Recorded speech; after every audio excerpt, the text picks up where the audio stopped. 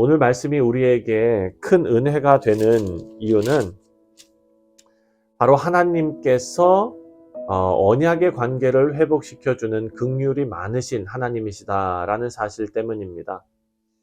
하나님께서 모세의 중보 기도를 들으시고 이스라엘의 죄와 그리고 우상숭배 문제 때문에 그 깨어진 언약을 하나님께서 다시 회복시켜 주셨습니다. 그리고 언약의 말씀 10계명을 다시 모세에게 주십니다. 11절까지의 말씀을 보면 범죄한 아론의 후손으로 다시 제사장직을 수행하게 하셨고 또 레위인들을 통해서 성막을 위해 일하게 하십니다. 이 모든 것이 다 모세의 중보기도 때문이죠. 우리 사랑하는 성도님들, 여기에서 우리가 알 수 있는 것은 하나님께서는 기도를 들으시는 하나님이시다라는 것입니다. 모세의 중보기도로 언약의 관계를 이어나가시고 이스라엘 백성들의 회개를 받으시고 또 가나안 땅을 향한 그 여행을, 그 여정, 행진을 다시 이어갈 수 있도록 은혜를 베풀어 주셨습니다. 여러분, 우리가 이 말씀을 통해 깨달을 수 있는 것은 언약을 맺으시고 또 그 언약을 유지하시는 것은 전적으로 하나님의 의지이고 하나님의 열심으로 가능한 것임을 우리가 알 수가 있습니다. 이것은 전적인 은혜입니다. 그 은혜 속에서 이스라엘이 범죄하며 오락가락하고 있지만 하나님께서는 신실하심으로 그 약속을 붙잡고 계십니다. 우리 사랑하는 성도님들, 오늘 우리가 하나님의 새로운 언약 백성이 된 것도 우리는 죄 속에서 오락가락하지요. 하지만 예수 그리스도의 중보 사역을 통해서 하나님께서 우리를 언약 백성으로 받아주셨기 때문이라는 것을 우리는 잊지 말아야 될 것입니다. 이스라엘 백성들이 금송아지를 만들고 하나님을 배신한 것처럼 여러분, 우리의 삶이라고 더 낫지는 않습니다. 오늘을 살아가는 우리 모두가 예수님의 중보 사역 그리고 그 은혜와 사랑에 감사하는 삶을 살아야 하는 것은 마땅한 일입니다. 은혜를 입은 우리 모두에게 하나님께서 요구하시는 것이 있는데 그것이 바로 올바른 경외함입니다. 12절과 13절을 보면 12절과 13절에 이스라엘아, 내 하나님 여호와께서 내게 요구하시는 것이 무엇이냐?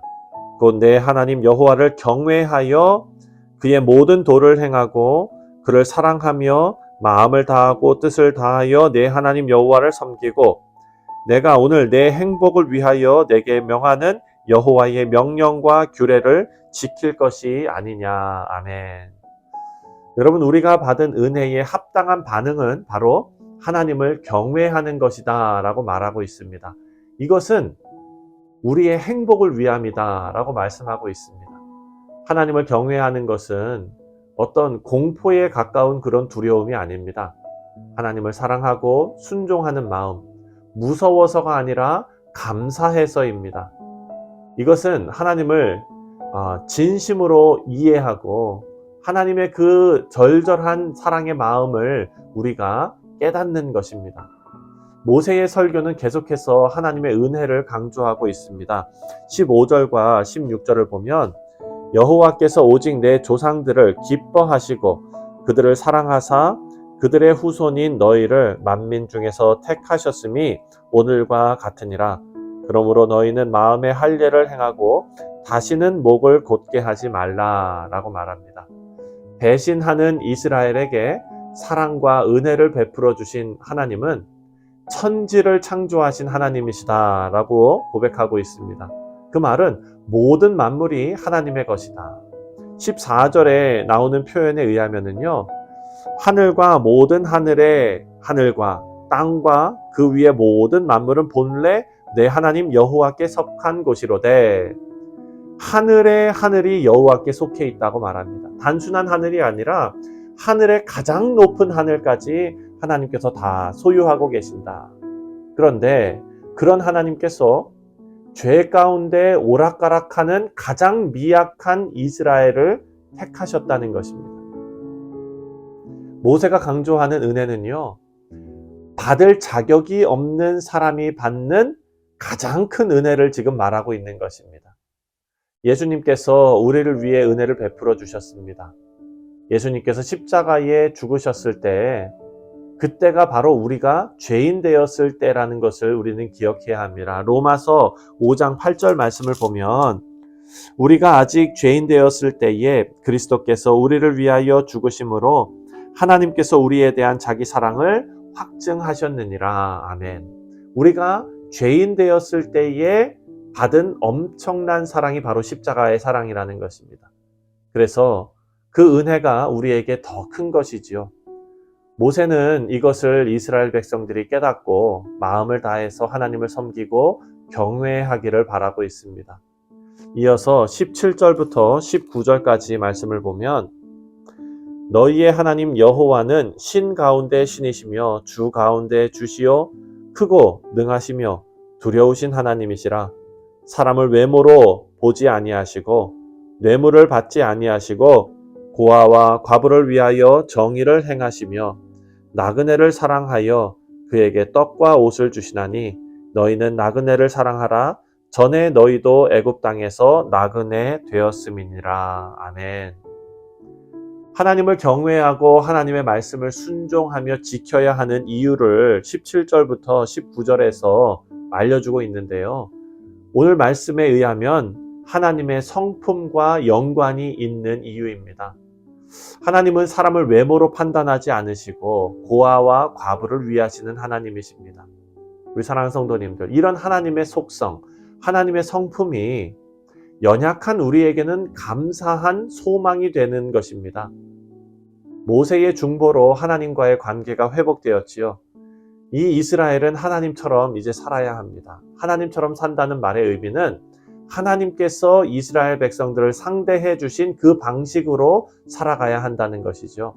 다시 말해서 하나님의 성품을 닮아가는 삶을 말하는 것입니다. 사실 범죄한 나그네와 같은 이스라엘을 하나님께서 용서하시고 받아주시지 않았습니까? 이제 이스라엘 백성들도 고아와 과부를 사랑하고 나그네를 사랑해야 합니다. 하나님께서는 외모로 판단하지 않으시는 것처럼 사회적으로, 경제적으로 어떤 지위에 상관없이 이웃을 사랑할 것을 우리에게 요구하십니다. 그리고 그것을 우리가 실천해야 하는 것입니다. 우리 사랑하는 성도님들, 우리가 하나님의 성품을 따라 이웃을 사랑하면 하나님께서 우리가 하나님을 경외하고 의지하고 섬기는 것으로 여겨주실 것입니다. 그것이 바로 하나님께서 명령하신 하나님 사랑, 이웃 사랑이기 때문입니다. 마지막으로 20절부터 22절을 보면 내 하나님 여호와를 경외하며 그를 섬기며 그에게 의지하고 그의 이름으로 맹세하라. 그는 내 찬송이시요 내 하나님이시라. 내 눈으로 본 일같이 크고 두려운 일을 너를 위하여 행하셨느니라.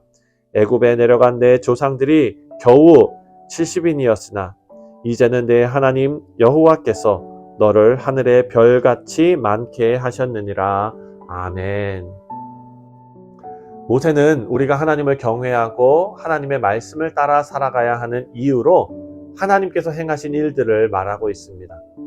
하나님께서 우리의 찬송이시고 하나님이시다라는 것은 하나님께서 행하신 그 일을 우리가 신앙의 체험을 통해서 고백하는 것입니다. 우리는 보통 신앙의 체험이라고 말하면 어떤 뜨거운 감정이나 어떤 신비한 체험을 생각하는 경우가 종종 있습니다. 하지만 말씀이 증거하는 체험은요, 그런 체험이 아니라 그런 체험은 여러분 마음이 뜨거워지거나 어떤 감정적으로 막 어떻게 흥분되는 그런 체험은요, 속아 넘어가기 쉽습니다. 하지만 예수님을 만나고 예수님을 우리의 인생 속에 주인으로 모시면서 살아가는 것, 우리는 반드시 주님을 주인으로 모시고 사는 사람들이 경험해야 하는 귀한 체험을 하게 될 것입니다. 이것은 성경에서 성령 충만함이라고 부릅니다. 내가 점점 작아지고 내 안에 그리스도가 커지는 삶의 체험입니다. 여러분 에베소서 3장 17절을 보면 17절부터 19절에 이런 말씀이 나옵니다.